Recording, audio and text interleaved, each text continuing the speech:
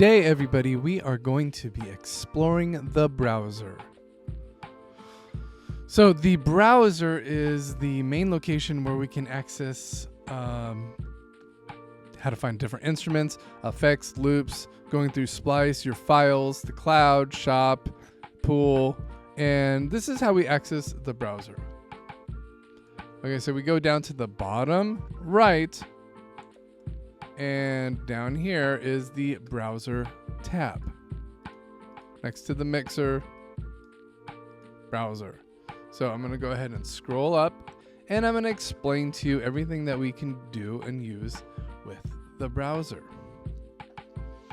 Okay, at the top, there is this horizontal line, and at the bottom is this vertical line, and they have different commands, and they are identical. So you can really access these two ways. One, using just the names of the different tabs, or using these little icons.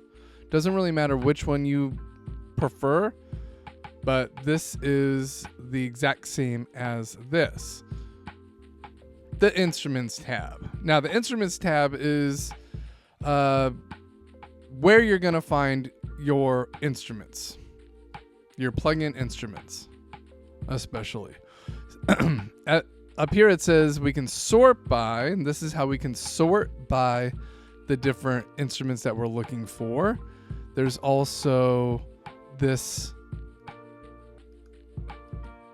little wrench toolbar and ways to open up the screen so that instead of a list, it's going to be an icon. That's viewing.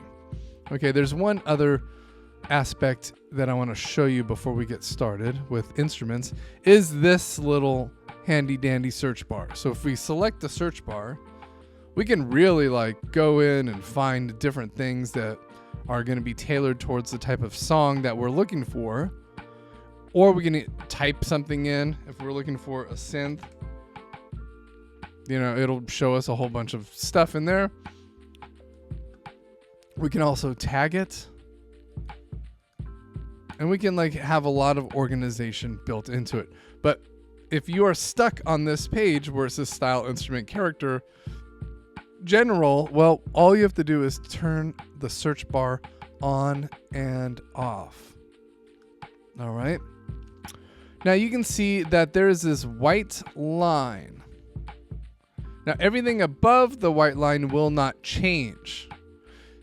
When we sort by flat, which I think is just alphabetical order, or folders if you put things in different folders, or vendors, which I prefer to use, or even type if we're looking for VST or audio unit or native. And these are just different types of file that run the programs for plugins.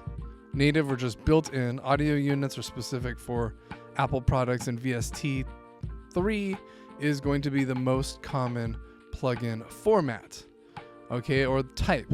Well, I'm just going to stick with vendor, but you saw that nothing in this top area changed. Okay, well, why are these important? This is really cool because here's your multi-instruments, and we're going to be learning more about that this semester, and these are the ones that come with Studio One. And look, I made my own multi-instrument that just lives right here at the beginning of the instrument tab, which is pretty remarkable. We also have external instruments. If you have different external instruments, you can easily access them this way. Note effects are amazing. Absolutely try these. There's the arpeggiator and the presets, the quarter and the presets, and input filter and the repeater. And we will be exploring some of these this semester. Then there is track presets. And this is where you can save your own track presets for easy access. Look, I've got mine saved right here under track presets. And we'll be doing that this semester, and I'll show you how to do that later in the semester. Also, we have our favorites. I don't currently have anything on the favorites on this particular computer, but you can easily save it and put it back here for later use. And recent. These are the most recent plugins that I accessed, and you can see them there as well. So down here is going to be below this white line is going to be the vendor. See the vendors in alphabetical order. And the PreSonus has got their logo right here, and you can scroll on the PreSonus, and if you select this tab over here, you see how I did that in the top right. Now I can see the little picture of the icon, which is kind of cool. Okay, so you can see, oh, here's what Impact looks like, Mai Tai Mojito. This only occurs for Studio One's native instruments. Otherwise, when I open up a different instrument, it'll just say the name of the instrument. So this is really handy, especially with the effects, since Studio One only has a handful of other instruments, and we'll be using plenty of Roland Cloud in our production. And you can see how many different instruments that we have with Roland Cloud. Okay, the effects is really similar to the instruments. We can sort by the flat, the folder, the vendor, or the type. I usually stick with vendor. We have a white line that separates the top from the bottom, and it's similar, but it's a little bit different. You can see that there's effects chains, which is super cool if you want to try those on your mixing. This is for mixing, right? We're in our effects. This is for more of the mixing stage of music creation. And then there's mix effects, and there's event editors and other presets, favorites, and recent, very similar to the instruments tab. And below you can see our effects, which is mostly going to come from PreSonus, and they have a very wide range of some really great sounding effects, and we're going to be definitely using a whole bunch of these this semester. And you can always just check them out on your own. For example, here's Ampire. So it's like pedals, and you can make them sound in experimental or different ways based on the presets, right? The presets are amazing because you don't have to overthink it. You can just try it, see what it does. It's not reinventing the wheel. Presets already made. Try it out. And then we have our Roland Cloud effects, and there's only a couple, but they're really powerful, and we're definitely going to be exploring those this semester as well.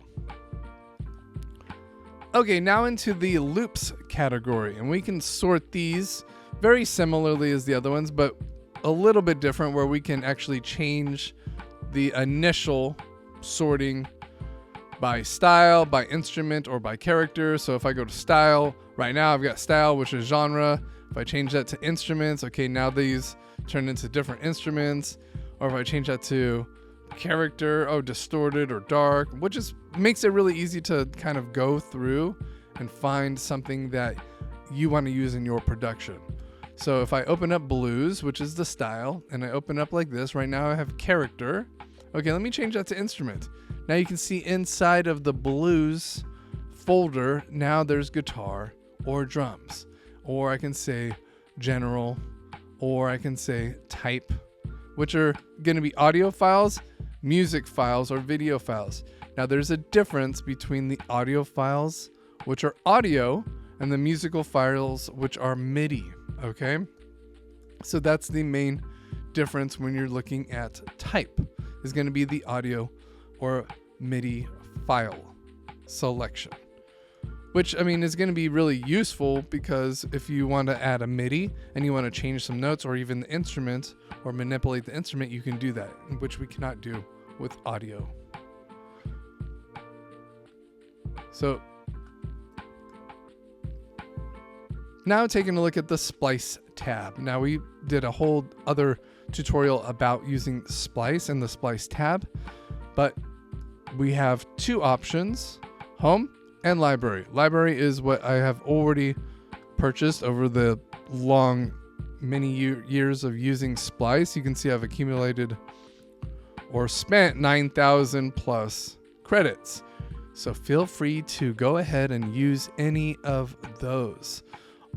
We can also go to home and search through instrument or genre to find exactly what you're looking for. This would not be in my library, but once it is requested, it will go into my library. So 2 really powerful ways to use Splice in our projects. Okay, next up is the Files tab. So let's go ahead and select Files, and it's going to look like your Finder, where we've got the desktop, we got documents, and we got some other important files for Studio One, including sound sets, which we're going to be diving into a little bit later. But I do want to show you some things with sound sets, which are just groups of sounds created by Studio One or an external party, and then you can access all of the really cool information in each of these sound sets. So these are great ways to find sounds, loops, and other genre-specific creative, loops and stuff. So go ahead and explore these, because they're not going anywhere. For example, if I want an acoustic drum loops and I want to go into here, I'm going to go to the loops, and it'll show me some loops. All right. Pretty cool stuff. Sound sets are pretty awesome. I mean, you're going to have so many different. And what I want to show you how this works down here is that when you are looking at samples, and whether this be Splice or Files or sound sets, down here at the bottom, let's quickly review how all of this works. So this is the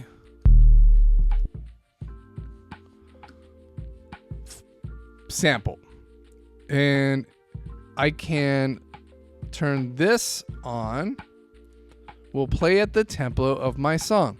As you can see, my song is at 120. Not all the samples are going to be at 120. So this will conveniently play whatever loop that you're trying to play at the tempo of your project. All right. So that, if you don't want to hear what it sounds like with the tempo, you can just turn this little metronome thingy off. What this does, we'll loop it. We'll loop it as you play it. So we can turn that on and off or stop and play. And these are all of the icons or the markers that we can find in the search tab to find this particular sound. Drums, electronic percussion. So very handy if you are still looking in the search browser. Okay. So those are subsets. But what we're going to be doing today is that we're going to be putting our all sounds, which we already made in a previous video. And I'm going to be giving you a whole lot of sounds, and you're always going to keep them in your all sounds so they don't get lost when you're actually making a project. We're just going to pin these to the tab up here. And it's actually really easy. What you're going to do is you're going to click on all sounds, go to control, but I do want a new tab from here. So I'm going to put that one, and there it is. Okay. So here's file, here's all sounds, here's my files, here's my all sounds. Now I don't have to go through the documents on the desktop and having to go through all of this process. If I'm looking for something in my file, all sounds, boom, there it is. Okay, now going to the cloud. The cloud is where you're going to see the Presonus Exchange, and the Presonus Exchange is super cool when you're trying to find, look at all of these. These are made by other users of Studio One throughout the world, and they can upload them, and then other people can use them. So I think it's super cool. I use it all the time because you don't have to reinvent, a plugin chain or a sound or a preset or even color schemes or extensions, or look, they even have some featured artists, which are pretty interesting. And we will get into what these people have to offer in terms of different effects chains, grooves, macros, patterns, you name it. And finally, there's the shop and pool, which we aren't going to be using. And there you have it. That is pretty much everything in the browser. The browser